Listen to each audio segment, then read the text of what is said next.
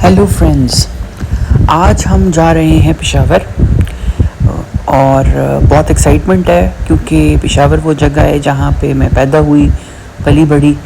तो पेशावर के लिए एक बहुत ही सॉफ्ट स्पॉट है मेरे दिल में और जब भी आती हूँ पाकिस्तान तो ये ज़रूरी होता है कि पेशावर जाऊँ क्योंकि एक तो मेरा भाई रहता है वहाँ पे, दूसरा ये कि मौका देख के तो अम्मी अब्बू की कब्रों पे जो है वो जाना बहुत ज़रूरी होता है। तो इस दफ़ा भी यही सोचा कि हम लोग जो हैं पहले पेशावर जाएं, कुछ काम थे, और उसके बाद वापसी में हम चारसद्दा जाएं जो मेरा गांव है, वहाँ पे अम्मी अब्बू से मिलें। तो ये यहाँ से हमारी जर्नी शुरू हुई।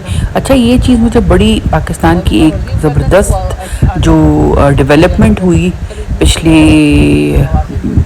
2 डेकेड्स में, ये जो मोटरवे बनी है ना, थ्रू आउट जो मोटरवे बनी है, मैं कहती हूँ इससे इतनी आसानी हो गई है। वरना पहले जब हम लोग पेशावर से इस्लामाबाद या लाहौर जाया करते थे डबल टाइम लगता था इससे और रोड भी बड़ी ख़राब होती थी, लेकिन अब बहुत ज़्यादा आसानी हो गई है। तो बस फिर हम लोग जो है 2 घंटे के अंदर अंदर जो है बड़े आराम से हम लोग पेशावर पहुँचे। पेशावर में भी बहुत ज़्यादा जो है ना इंफ्रास्ट्रक्चर की बहुत ज़्यादा मैंने देखे कि चेंजेस में बड़ी देखी। जैसे ये जंगला बस आप देख रहे हैं जगह पर जगह जो है ना, इससे मैसेस के लिए, आम लोगों के लिए बहुत आसानी हो गई है ट्रैवल करने में। क्योंकि किसी एक कंट्री का जो है ना डेवलपमेंट देखने के लिए ये भी आप जो है उसको देखते हैं कि उस इंफ्रास्ट्रक्चर कैसा है। फिर आप जगह जगह ये एक ख़ास चीज़ है रक्षा। पेशावर में रक्षे जो है ना यहाँ बहुत तो है काफ़ी तादाद में। दूसरा ये कि हम भी जब यंग थे बिल्कुल, तो बाज़ार जाना होता था, गाड़ी कुछ अवेलेबल नहीं होती तो रक्षे में ही जाते थे। एक तो इसकी पैसे कम होते थे उसमें और टैक्सियाँ भी उस ज़माने में ज़्यादा नहीं थी। तो ये देखें, ये किला बालासार है, इतना खूबसूरत किला है ये। मेरी बहन को यही कह रही थी कि जब से मैं देख रही हूँ इस किले की दीवार को देखें, इसमें खम नहीं आया। तो मतलब क्या ज़बरदस्त कंस्ट्रक्शन स्ट्रेटजीज हो रही होंगी उस ज़माने के लोगों की। फिर यहाँ पे पाक पेशावर आए और जानस बेकरी ना आए तो ये नहीं हो सकता। जानस बेकरी, मैं कहती हूँ क्या दुनिया की क्या क्या कौन सी बेकरीज पे नहीं गई मैं, लेकिन जितनी लजीज यहाँ के कुजीन है ना और यहाँ की बेकरी स्टफ़ है, और क्या मज़े के यहाँ के जो है ना खाने, ये अब आप देख रहे हैं यहाँ पे ये इनके इतने मज़े के और कहीं भी नहीं मिलते। ये ज़बरदस्त किस्म के बीफ रोल्स और चिकन क्या कहते हैं उसको, पैटीज़, और ये जो ट्रायंगल है ये चीज़ रोल कहते हैं इसको, इतने लजीज, इतने मज़े के कि मैं क्या बताऊँ आपको। तो हमने यहाँ से स्टफ़ लिया, फिर हम लोग हयाताबाद गए। हयाताबाद आप समझे जैसे पुराने ज़माने में ना बड़ा मार्केट हुआ करती थी ये लंडी कोतल की तरफ। तो जो भी शादी वगैरह, शादियों की लोग शॉपिंग, कपड़ा और इलेक्ट्रॉनिक्स वगैरह वहाँ से लेते थे। फिर वो बंद हो गई क्योंकि हालात ख़राब हो गए। फिर ये हैदराबाद में यूनिवर्सिटी के बाद आता है, यहाँ इससे आगे थोड़ी ये कारखानों मार्केट जो है ये खुल गई। तो यहाँ पे आए हम। यहाँ पे आप यकीन करें कि इतना स्टफ़ देखा मैंने, इतना स्टफ़ देखा।